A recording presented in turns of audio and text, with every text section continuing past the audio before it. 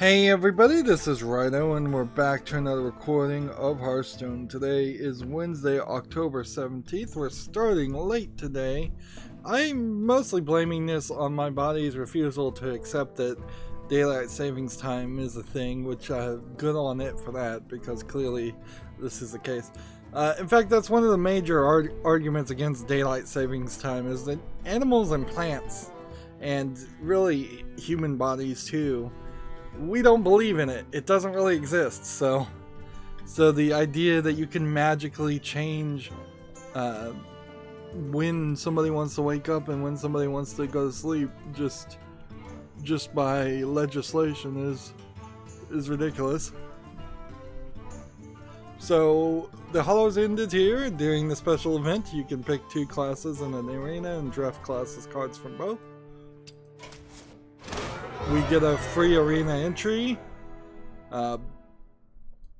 and we get this free golden Witch's Cauldron card, which is fine. Also, you could get 20 Witchwood packs and a new Paladin hero, or if you want to pay money.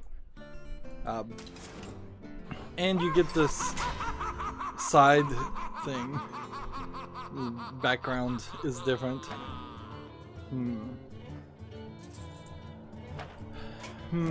Okay, so what do we want to re-roll? We have Warlock and Druid. So if I roll this out, win 2 games with any class. If I go over to the Tavern Brawl, we gotta do this first. It'll catch on in the flesh, take control over one of Witchwood's powerful monsters and misfits. Let's see who rules Witchwood. So I don't really get a pick here. I started last stream saying my fans are too nice and they don't complain about when they didn't complain about in the stream before last stream about how the web peak was broken. And again, the web peak was broken in that stream too. In this instance, what had happened, and this was just a oversight that pretty much anybody could make, I would say.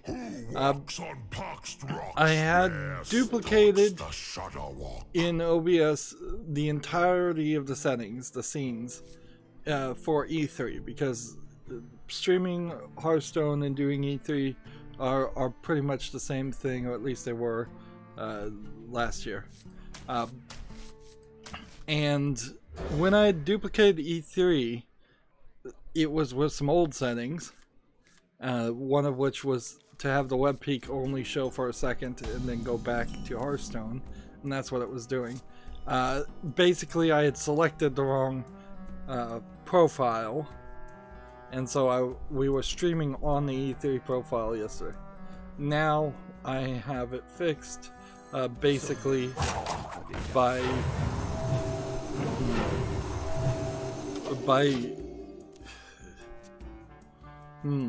how do I explain it? It's fixed because I moved the profile down to the bottom, and that way when I switch profiles, that won't be an issue anymore. Hopefully. At least. So am I going to get 3 of these, or am I going to get... job's done. Or am I going to get 4 of these? Probably I'm only going to get 3.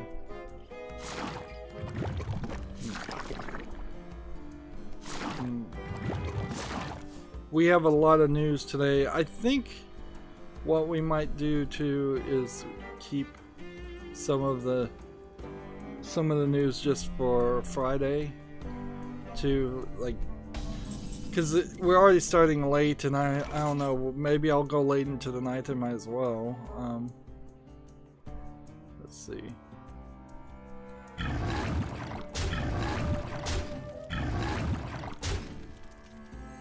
Let's stash that away. Play that in there.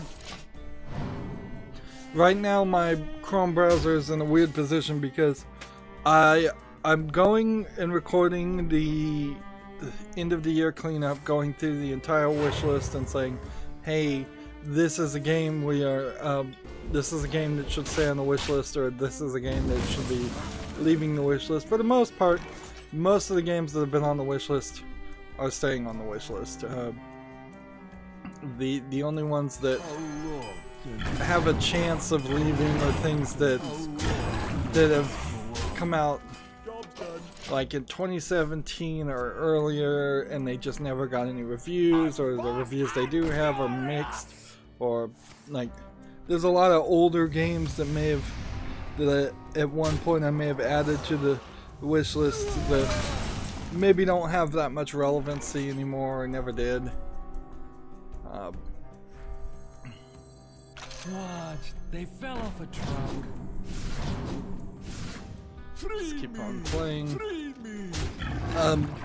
However, in the process of going through all the A's, like just doing every game on the wish list that started with the letter A, it took like 4 hours, and I opened so many pages that Steam itself was at some point just saying access denied, and then I had to reload the page because I was accessing so many of Steam's pages at the same time that they were doing basically a denial of service protection against themselves.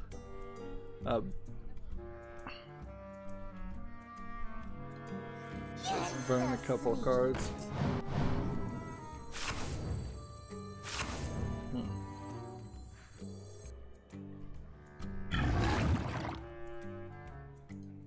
Let's see if I can do this. Wanna blow something up? I'm trying to hit this one thing and kill considerably less. Ah, that sucked. A demo. That sucked terribly. So, also having all of those Steam pages open while going through it took so long. I took like 3 breaks in between it, and I'm gonna have to do that, certainly. These videos at the end of the year are gonna be really long too, so I don't know, like, if you compare that to, say, the end of the year podcast that Giant Bomb does, or I'm sure some other people do similar things, but particularly Giant Bomb is well known for basically the entire week of the entire final week of December. They put out these 5-hour long discussions in podcast form, and so I'm one-upping them with my end of the year wish list cleanup, because I'm talking about games for 5 hours or 4 hours every single day, and I don't know if this content inherently is going to ever be a type of content that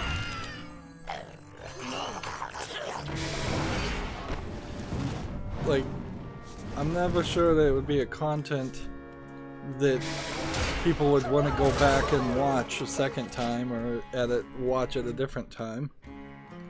But it is something I needed to do anyway, so this is still a very good decision to do an end of the year cleanup. There's no question in my mind that like maybe I should just give up and stop now. I'm just gonna have to persevere, and I may be recording end of the year videos well towards the end of November. Let's see. Discover a spell and cast it with a random thing. Alright, let's try this. Let's see, deal. Some copies of all the demons I control do. Right. Oh, control only demons? No. There we go. Let's see. Destroy a minion, restore 3 health to your hero. We'll take that too.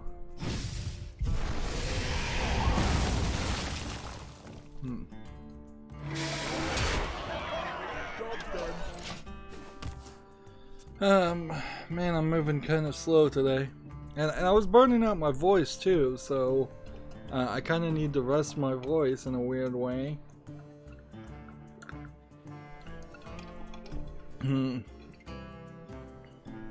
Let's start going through the news, and hopefully the web peak should work now. Let's see, so we have, I'm gonna go ahead and zoom this up a little bit more. We have The Moment We Met, which is a visual novel. Looks like good animation, so I'd suspect it's, wow, I'm surprised, it's actually English and Simplified Chinese. It's $1.19 right now. That's not too bad. That being said, as I'm going through the wish list, most visual novels are getting removed as an option, particularly if they don't have full English audio. That's just something that's going to happen more and more. So yeah, that's something to take from that, is that I need to rethink even putting visual novels in the wish list.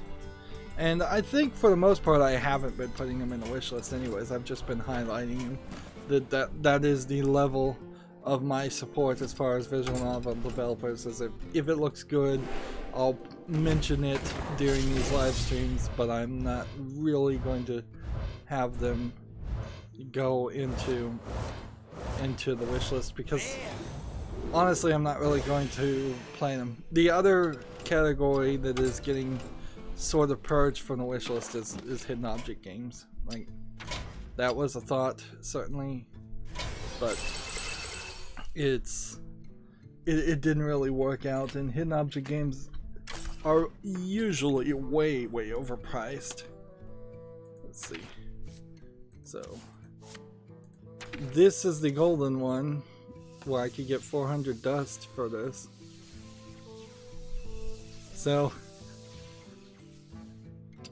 let's see, if I disenchant this, I'll get less cards than what I could use, because this is a Witchwood card. I guess I'll just hold on to this for now,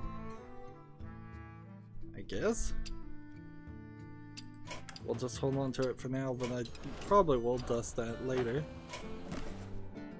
So we're gonna play Druid and Warlock. That'll be interesting, and try to get one victory in the arena. And if we get the one victory in the arena, at that point you have an extra ticket. Don't worry about the usual entrance this time. Alright, so I can't pick who I was going to pick in the first place, so let's go with I wish you could kind of zoom in on these characters. Just Rogue has cat ears, the Hunter has a cowboy hat, and the Paladin, is he in some kind of superhero outfit? I'm gonna take Hunter, I guess. I guess I could click on this. No, he's in a pirate outfit. They'll never see it coming. So Hunter, and then our secondary ability is Hunter, and I can't go back now, so Hunter Warrior with the Warrior ability. So your second choice is probably all your hero ability. Hunter Paladin, Hunter Shaman. I'm gonna go with Shaman.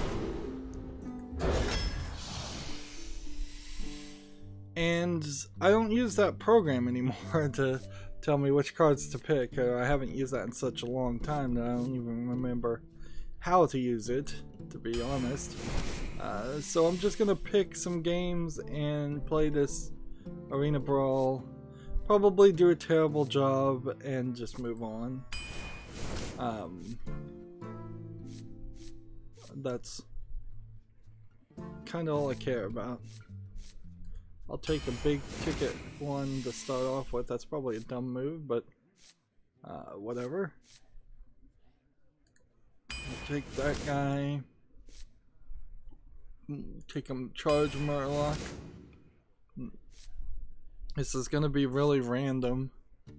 I pretty much hate playing Arena at this point. It's been a very, very long time since I have played an Arena run, and I don't think too much has changed since then, since the last time I played one.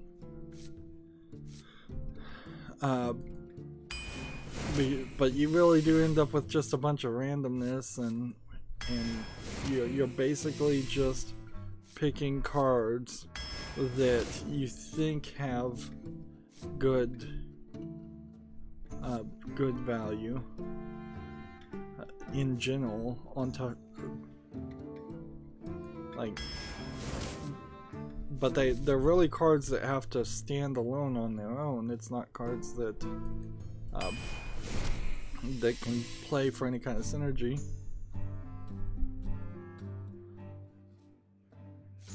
There we go.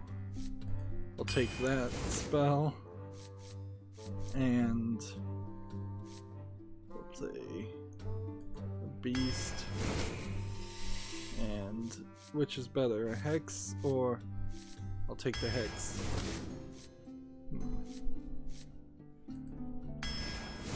Take that. Take that.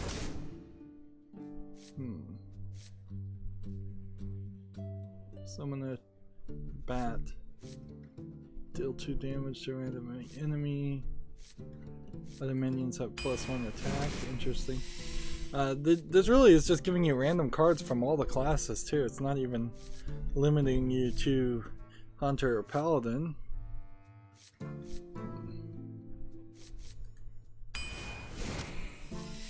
Let's see. Take a magnetic mech. Take a lifesteal beast. Remember when the wisps used to be good. Now they kind of don't matter at all. Here we have a taunt lifesteal mech. Take that. And take that. We still have 6 more cards I need to pick. Kind of crazy. Crazy choices, crazy combos.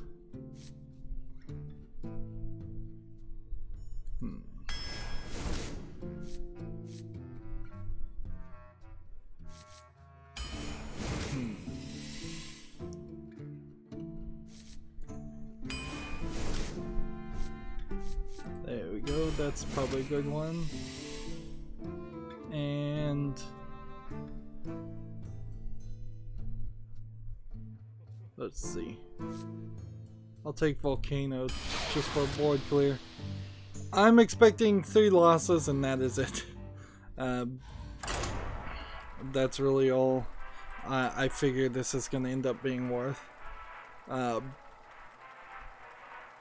Now, one of the reasons I suppose in retrospect why it took me 4 hours to go through all the A's is that there was a lot of looking at developers and seeing what else they developed and using that information, which then expands it certainly, but it expands the amount of time it takes to look through all the games. It also expanded my wish list quite a bit because there was several games from that developer that I was like, oh, actually that looks interesting, that looks interesting, which that's good because this is really the only point throughout a year that I would have any opportunity to find some kind of hidden gem, if there are any hidden gems on Steam,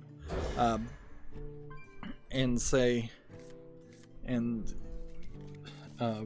add that to the wish list if there's something from like 2016, 2015 or earlier that I simply have missed. Moving on, we have a game on Steam that came out called Warriors Orochi 4. This is part of the Warriors series, the hack and slash games where you fight lots of people. It's mostly positive already. The Warriors series is very, very popular. Some of them, most of the games are moderately good for what they are. They're kind of a unique gameplay style though, so it is totally reasonable that people might not want to play the Warriors series of games. The Orochi series is more, I think, in line with the Chinese, well, this is Dynasty Warriors and Samurai Warriors series combined, I guess. Let's see, it's 10% off for $53.99. I think this will go on the wish list. Like, there's really no reason for it to not. I'm not sure I'd ever really cover them. Me in particular, like pressing the button over and over again to attack, which is what a Warriors game boils down to. Can be finger blistering, certainly, and it is a little scary, as I have a bit of arthritis in my hands, to try to play a game like that potentially will be painful, actually painful to play, or that might break or wear out a controller just because of how much button mashing goes on in it. That's kind of why I like Hearthstone. Hearthstone is very light on your fingers as far as you have to click one card and drag it, and per action you're not clicking forever and ever. Although, to be fair, most games aren't like that. Most games that I cover, at least. Next, we have a game on Steam called Esports Legend, which looks like it's probably a cheap Chinese game. It's already mixed reviews. Let's see. Yeah, English and simplified Chinese. So it's not a game. Just from the beginning, I can tell this is a esports simulator, esports player simulator game that's just a cheap attempt at making a quick buck. Let's see.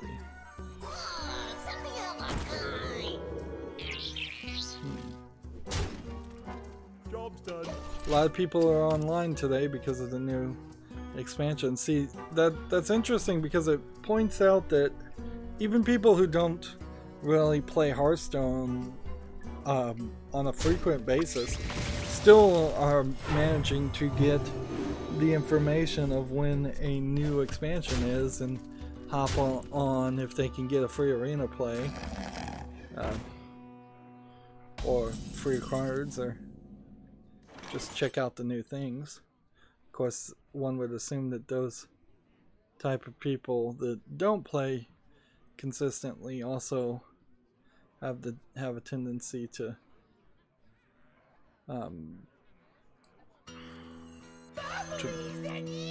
just play for a shorter bit of time and then never continue playing later. Give up after about a day. Let's see. Next, we have a game on Steam called To Burn in Memory Anniversary Edition. Let's see.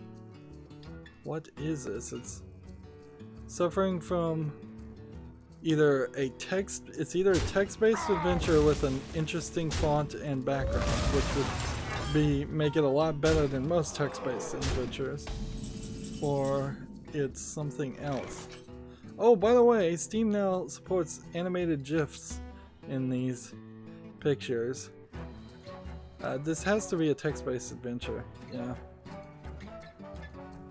It's pretty polished, but I would never personally play a text-based adventure. It would just require me to read everything out loud or sit in silence throughout all the game. To Burn in Memory Anniversary Edition is 15% off for $2.54. I think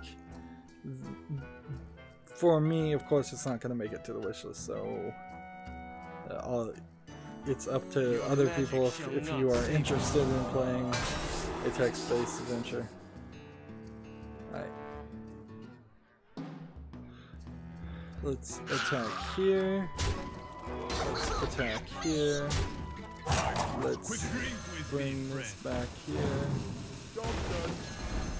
And then in return.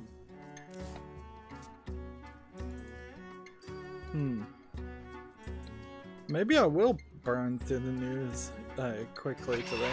I don't think so, but maybe. Let's see. Next we have a game on Steam called Abalate Early Access. They get the new Early Access tag on it. Looks like it's a simplistic graphics platformer, adventure, hack and slash game. It doesn't look terrible, and it's tagged as free to play. So, while this isn't a game that I think deserves to go on my wish list, it is out there as a free to play game. 2D roguelike Metroidvania game for free. Inherently, there is something weird about the idea of a 2D like a free-to-play Metroidvania game, like, because the part of a Metroidvania game that's important is the fact that they've put a lot of effort and a lot of ideas and consideration into where items go, where levels go, like all of that. So you would assume a free-to-play game would not have as much polish as, say, Metroid Prime or Super Metroid, or even the original Metroid, which I don't even think the original Metroid is a particularly good example of a game series that put a lot of thought into the development. I'm just gonna hit this and then do this.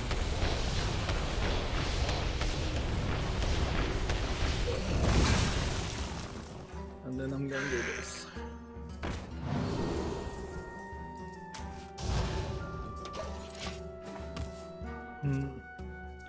Next we have a game on Steam called Chuckle Egg 2017. This looks like a simplistic platformer, collect items. This is an old school game in the sense that you would not have a game made like this. This is sort of like Donkey Kong. This is sort of like, there's another game that I don't remember the name of that came out that was very much like this. Let's see. How much do they want for this game? 10% off for $5.39. That is a really, really high price for such a simplistic game. Now, I wouldn't inherently call this a very low effort game. At best, I'd just call it a low effort game. But it certainly does smack of a misunderstanding of what games are the kind of games that people would want to play in 2018. Which, by the way, this game just came out in 2018, and they're naming it Chuckle Egg 2017, which that certainly is an issue too. I have no idea what I'm doing right now, by the way, on the arena. It's like, seems like I'm just very, very slowly playing this arena run, and my opponent doesn't seem like they care if they win very fast, or they don't seem like, and I don't have anything I can really do. So maybe we're kind of well matched in the fact that we both have pretty bad selections of cards.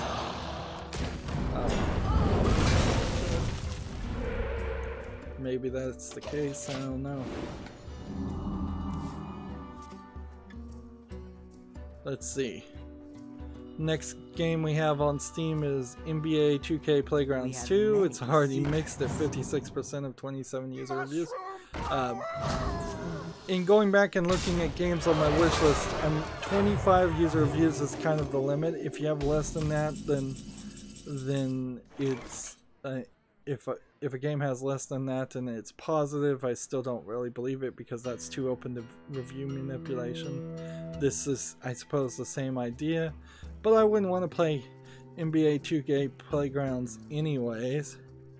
It looks like it's a Vita game or a DS game that's just been ported to PC. It doesn't look good. It's $29.99. This is not some weird video game artistic style. It's just bad animation with the heads being too big. Let's see. As an NBA Jam fan, I love the gameplay. There's microtransactions and pay to win in it. That makes it a game I would never play inherently.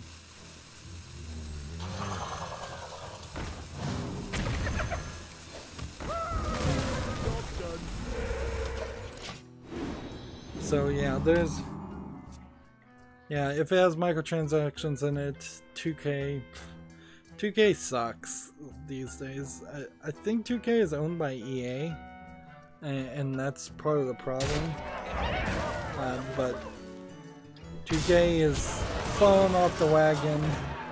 I'm looking at games that they've just recently released. You have NBA 2K Playgrounds 2, WWE 2019, NBA 2K 19, The Golf Club 2019, Army Men 2 came out in 2017. Let's see.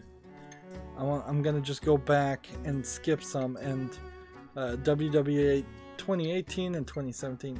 What was the last game that people, or I think people liked? Sid Meier's Civilization 6 came out in 2016. Mafia 3 came out in 2016.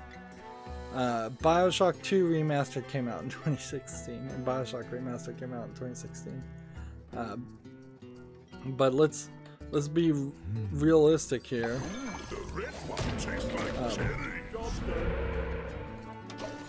That's remastering is not acceptable. XCOM 2 came out in 2016. I guess people probably like that.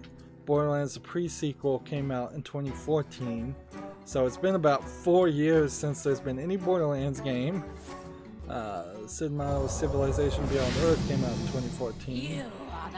And honestly, if you really want to get down to it, it's like Bioshock Infinite came out on March 25th, 2013. XCOM 1 came out in 2012. Borderlands 2 came out in 2012. The Darkness 2 came out in 2012. Duke Nukem Forever came out in 2011. Like, 2K as a publisher hasn't really been making anything interesting for a very, very long time. And so it gets a little scary when you know that 2K owns the rights to the Borderlands series, and Borderlands 3 has got to come out at some point. Like, do I think they can even handle releasing Borderlands 3 without filling it with microtransactions and making it a garbage game? I think we've hit that point where I'll just lose efficiently. Like I said, I suspect I'll get 3 losses in a row. Let's see. We have Kinley on the chat saying what's up. Hello, Kinley.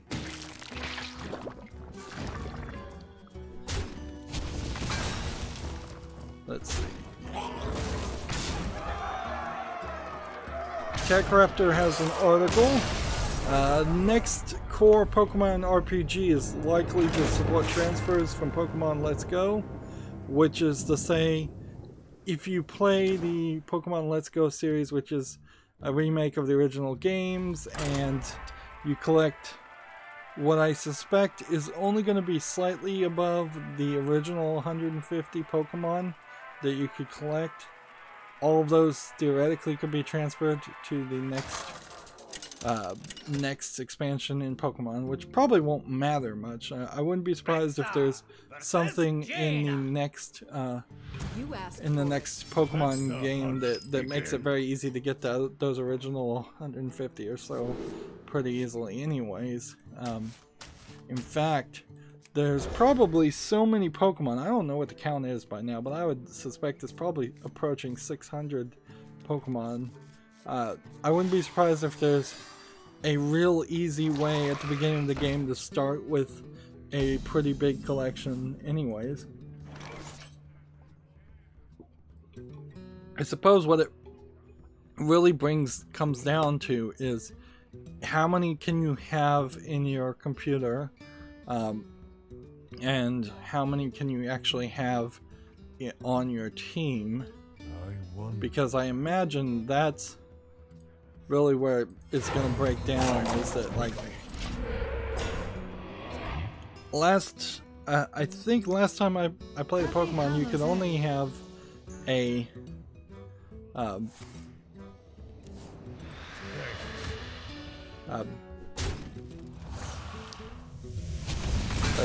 you can only have like 8 Pokemon actually on your team at one time, so if there were 150 available for rent for free that you could borrow at the beginning of the game, that really doesn't change that much. Everybody for the most part is just gonna pick Pikachu or Charmander or one of the original 4 you could pick from. A stranger will offer you aid. The other way they could do it is that at the beginning of the game you could just run into a lot of the classic Pokemon very easily and quickly. It's really hard to believe in the gotta catch 'em all concept in Pokemon anymore, because they've constantly added so many.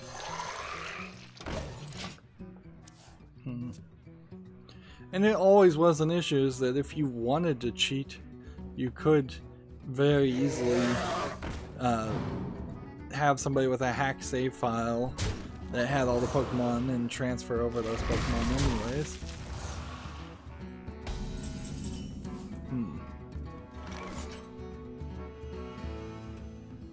There was a tweet out, the Binding of Isaac Rebirth has a new update called Revelations Chapter 2. It's I think it's a new update, although frankly this looks like it's a mod. So maybe it's just like a really good mod that the Binding of Isaac creator retweeted. I guess maybe that is what it is. Because this is coming via the Steam Workshop. Right. I want to play this, but that wouldn't work. I want to do this. I guess I have to do this. I'm going to do that. I'm going to go ahead and do this. Get rid of that in the turn. I for a brief second thought about going and going back and playing the Binding of Isaac, but I was thinking about doing it maybe as part of November. Never gonna finish it in November, but no, I'm still very much in a position where it doesn't make a lot of sense to go back and play old games when I have so many new games to cover. There is a small chance that if the video game industry does decide to try and unionize, that we could see several months to years of slowdowns of production of games. Like, if it's straight up all video game developers decide to strike, Your magic shall not and save they refuse to work and make any games at all, that however long that goes could delay the release of games. And we've had a lot of games developed and released this year. Inherently, I think that is part of the reason why the video game developers need to unionize, is that there's just a lot of a lot of games that could have been delayed, a lot of games that could have been separated out. This is inherently part of the problem of video game companies being owned by investors that just want to see their bottom dollar increased.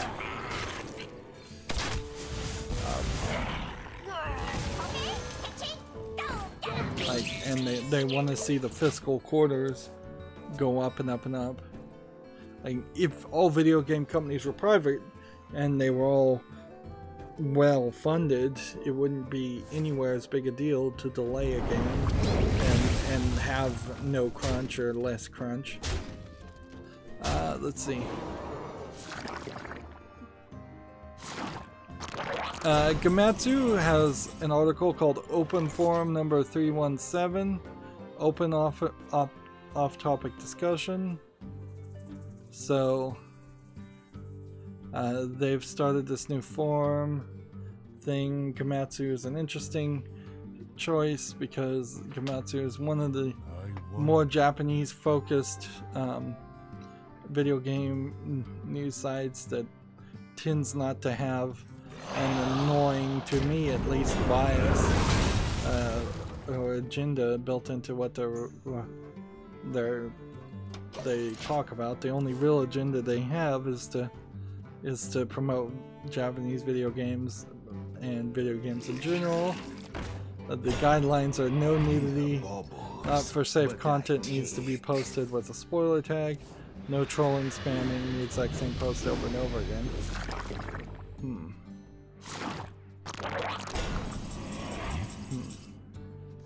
Now here's the question. Is they're saying this is a forum, but really all it is a news post with the comments at the bottom open, which the comments on Gamatsu generally are open anyways. And then there really is just a ton of comments there. This is hardly a forum though. Like, or it's not what I would call a forum. Okay, if I play this back, can I play this again? Not in this turn. Alright, let's do this.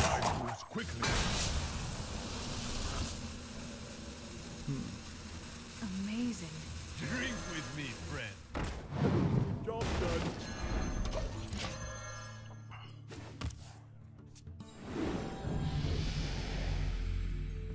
That was an interesting move right there because I had already started the rope burning and then I played the character that reduced the time to turn and it didn't really change anything. I'm about to lose again.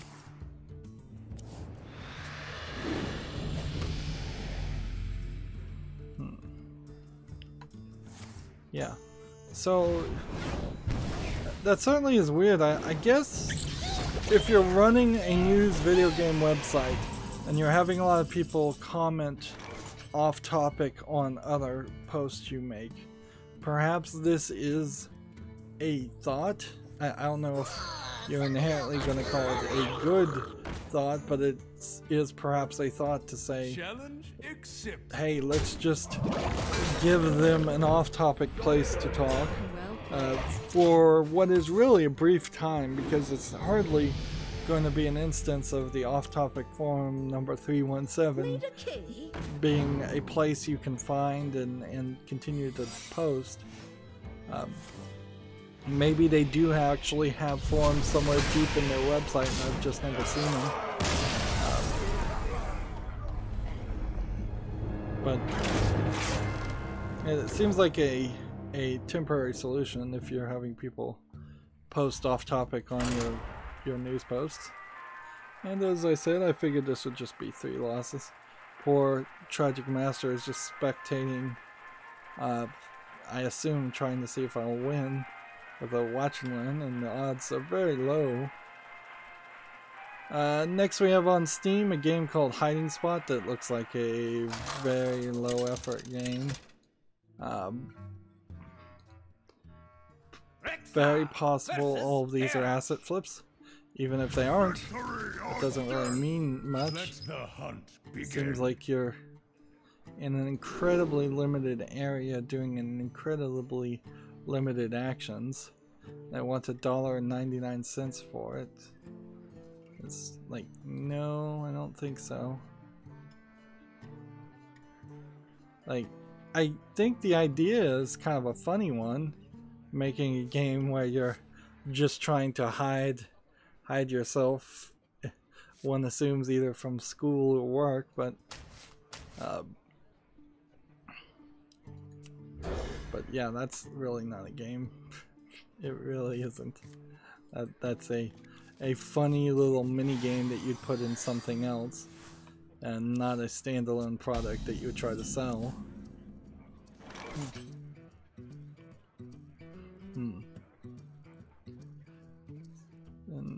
And that's not an attitude really that's any different than anything else. Like, if you went to see a movie and it was only 5 minutes long, people would say, hey, that's not a movie, that's at best a short scene.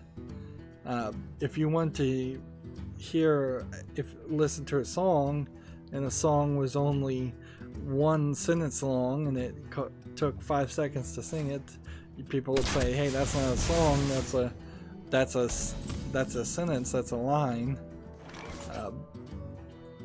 So all form of entertainments have a acceptable range of length, and in video games the range is actually extremely large, because you can make a video game that's only about an hour and people would be okay with it if it's really good, and you can make a video game that is 500 plus hours long and people would be okay with it, a la something like World of Warcraft.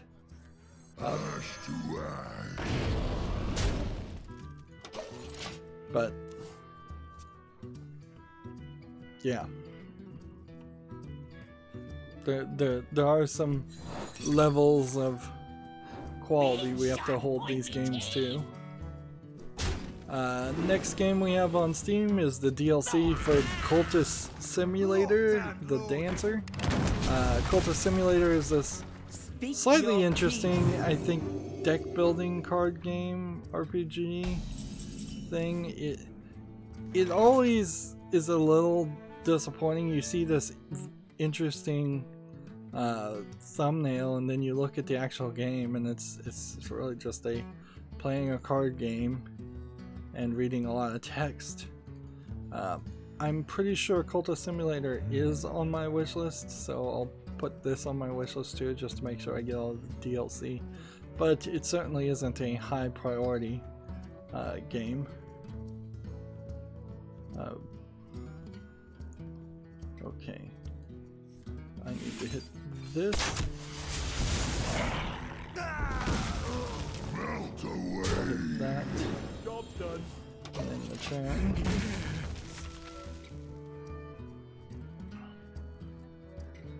Next we have a game on Steam called Washed Up. This is, I believe, a interesting sideways Tetris game. From both sides, interesting. So they've taken the idea of Tetris, they've added a beachfront and crabs moving the pieces around. You're trying to make squares, I think, more than straight lines.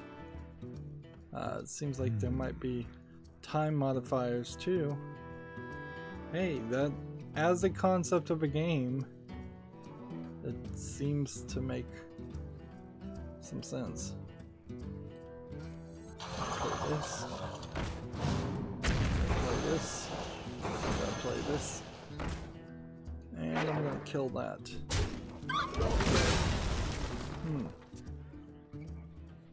Let's see, Washed Up is selling for 20% off for $9.99, which, to be fair, is a expensive amount to ask. And it is the first game from this developer. But I think I'm going to put it on the wish list.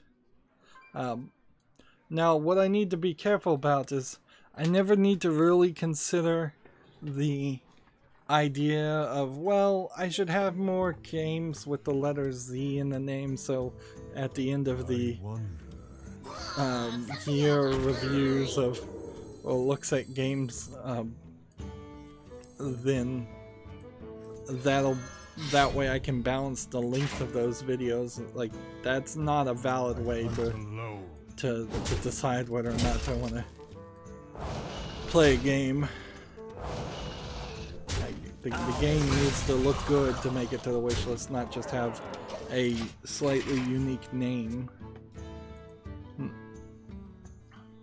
Let's see. Gamatsu has an article, Sakuna of Rise and Ruin gameplay, Hagoromo gameplay. I'm still a little confused about Sakuna of Rise and Ruin. It's this, I think, hack and slash game that also happens to be a kind of farming simulator game.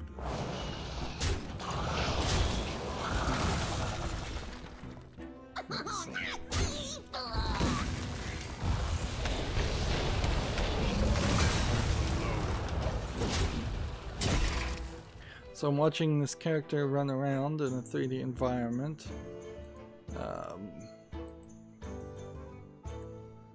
And that's pretty much it. It looks like a little girl who might be a magical creature of some sort. And she has these magical ribbons on her kimono that she can shoot out. Or a magical ribbon that she can shoot out. Yeah, only like the last 20 seconds of this 2-minute video actually shows her in the fighting mechanic, doing a lot of spin attacks and fighting. Okay, I'm still not 100% sold on Sakuna of Rise and Ruin, but it's an interesting name, if to say the least. Alright, I'm gonna play this, this, hit this. Next game we have on Steam is called God's Basement, which seems to be a dark walking simulator. Must be really dark because this video is pitch black. Pretty sure it's playing right now. And this probably is just an asset flip walking simulator. Graphics, of course, have gotten really, really good on asset flip games. So, yeah. I'm starting to feel a little bit more confident about having videos play on YouTube. They tend not to get content ID'd, although to talk about content ID for a second, YouTube, in its infinite stupidity, let's see, this game is 10% off for $13.49. I don't think so. Even if it is 91%. I wonder.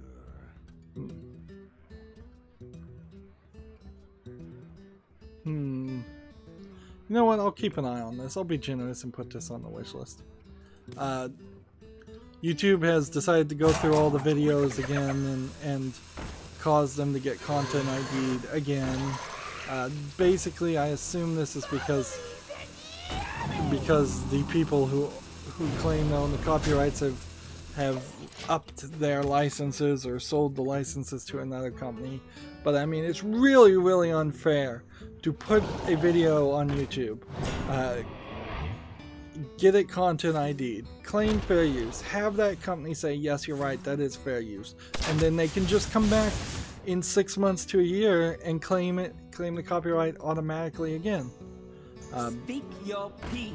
Now, since I'm not making any money on YouTube, I'm not even really fighting a lot of these content IDs if it's just somebody stealing money from me that I wouldn't make any other ways. That will change at some point in the future, but there are definitely some companies out there that are straight up trying to block the videos, Not a valid target. and that means people can't see them, and that's not acceptable to me. Job done. Let's see. Well, that's an interesting move.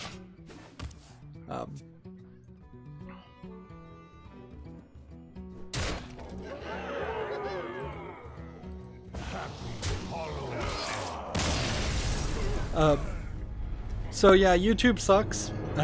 We all got a little taste of YouTube sucking, as it was totally down yesterday, and that was a slight issue.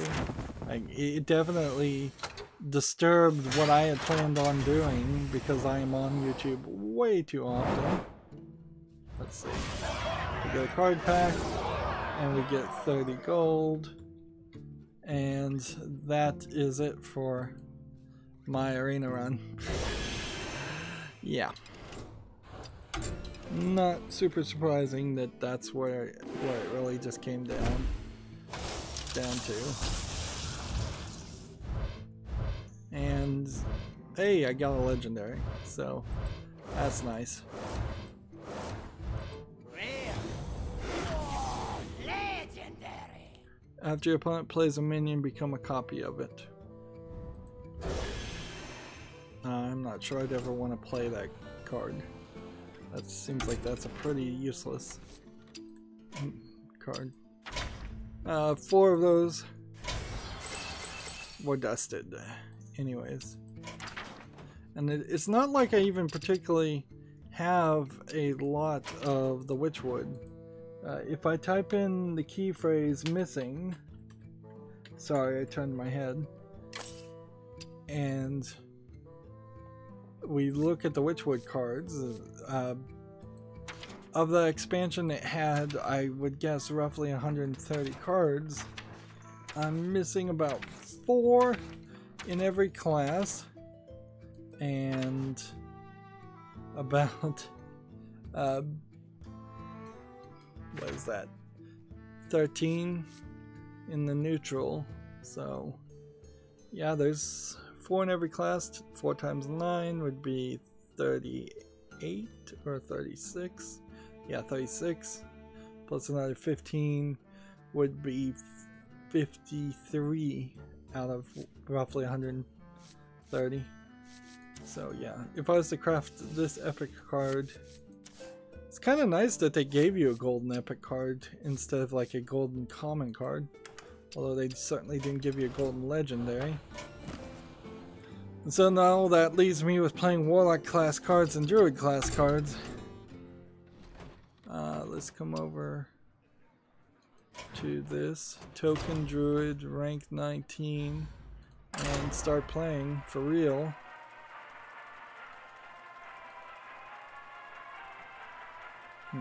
This will be the last game for this recording. Gamasutra has an article, the National Video Game Museum to open in Sheffield this November. Let's see.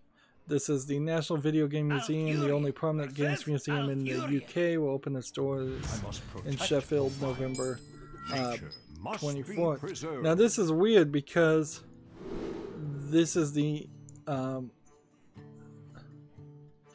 National Video Game Museum in the UK is, I think, also the exact same name as the National Video Game Museum that is, I believe, in Frisco, Texas in the United States. I guess inherently having the word national in your name does open yourself up to that problem in a more global world. The National Video Game Museum was previously known as the National Video Game Arcade and based in Nottingham. The attraction was rebranded and relocated to introduce video game culture to the hundreds of thousands of new video visitors. I guess what you should take from this is that they should rename Time waits themselves. for no one. Like both of them is, or it should be like the National Video Game Museum in the UK should be. Well, when you get into real museums, it's like the Louvre. The museums have their own name. They don't have a generic description. So it should be the Sheffield Video Game Museum, Museum of Video Games, or Video Game Museum, or the Sheffield National Video Game Museum. It's going to be a problem in a few years as more and more of these open up and start happening. And of course, all these video game museums are basically run by people who have been playing video games all their life and have some real love for them, one would hope. Otherwise it would be very, very odd. We will devour this world.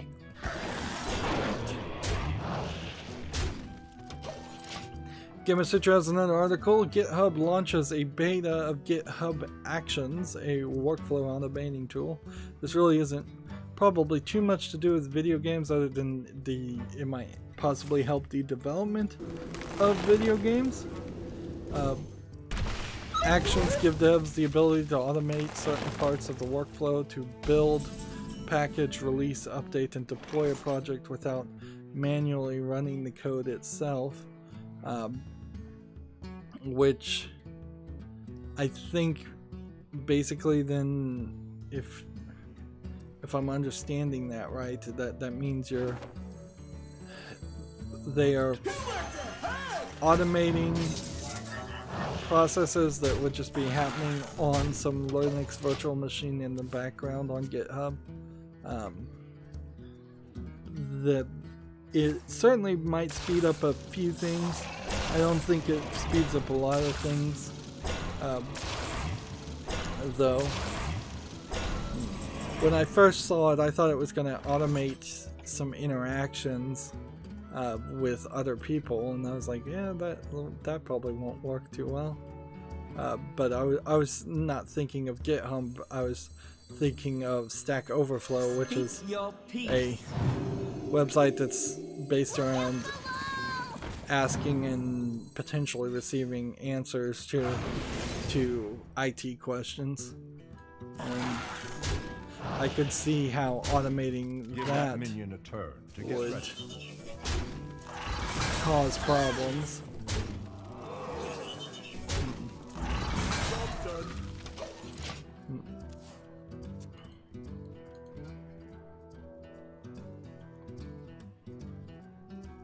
Next, we have a game on Steam called the Momo game, which I'm pretty sure I've already seen. This game tried to be put on Steam, and so I'm suspecting what happened here is this developer got kicked off of Steam for being a troll, and now they're coming back and trying to troll some more. If that's not the case, my apologies. It could be that this Momo is some kind of creepypasta thing that's going around the internet, and somebody made a Unity asset that makes this make sense to make a game like this. This looks pretty much like it could easily be an asset flip game, although it does actually have a little bit more polish to it. I think this does fall under the troll category though. Like, also you have this for $1.31, and it's in a bundle called Grandpa, with a game called Grandpa, Daddy, and Bunny. Yeah, this feels like a troll developer. Let's see. Yeah. What? So yeah, this one, I think I can pretty easily decide to not add to my wish list, and I don't think I'm going to miss anything. Time waits for no one. Alright, let's do this. What a fall.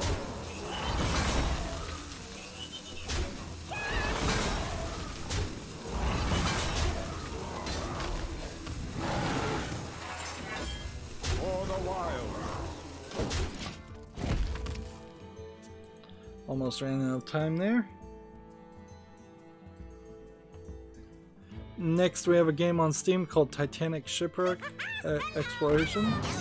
It seems like this is probably a simulation of the Titanic shipwreck. Although it's so dark, it's hard to tell if there's real pictures or animation or not. We did, a few years ago, somebody did find where the Titanic was on the seabed and took a bunch of pictures. Clearly this is animated. But I'm not sure if they got a level of technology in there to do 3D pictures of everything, and it was seemingly too expensive and not really worth the time to try and salvage everything from the Titanic. This game is $19.99 and apparently doesn't require VR or even include VR, which is crazy because it's made from a company called Immersive VR Education. So that is weird. There's a Titanic bundle that includes this and Titanic VR, which apparently is made by a different company. I guess that is nice though that you can. I need to come over here and play. What a bog.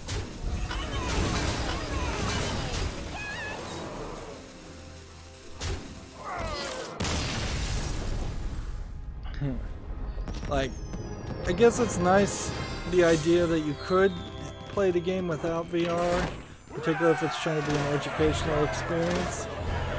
But personally, I could not imagine myself wanting to cover that game, so I'm not going to put it on the wish list. Alright, so it's been an hour, and theoretically I need to only play one more thing, and it should be the Warlock class card, so I should just play that next recording. Although I don't know if I should maybe just jump to the European account already, but I don't know. We'll stay with the main account. Tragic Master is still watching, so I don't know if he walked away from his computer or what. He's seen me win at least one game at this point. That's going to be it for this recording. As always, I ask you to like, share, subscribe, comment, and watch every second of my videos. If you want a friend or follow me on any social media sites, there's a whole bunch of links down below in the description box. Thank you for watching. Have a good evening.